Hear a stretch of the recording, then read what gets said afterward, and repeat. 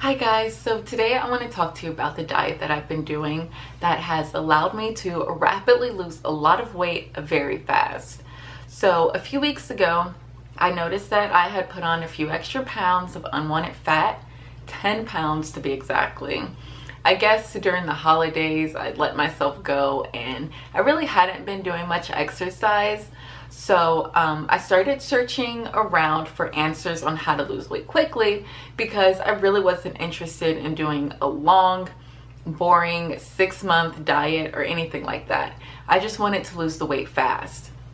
So I came across this program called the 2-Week Diet by Brian Flatt, and this is their website. And it promised to make me lose 8 to 16 pounds of body fat, trim 2 to 3 inches in my waistline, and go down several dress sizes, all in just 14 days.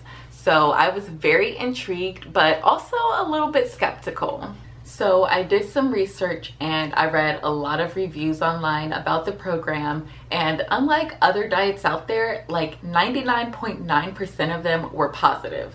People were getting seriously good results with this diet, and I read about some people losing up to like 20 pounds even in just 2 weeks. So I decided to go ahead and sign up. After all, I had nothing to lose except my unwanted fat.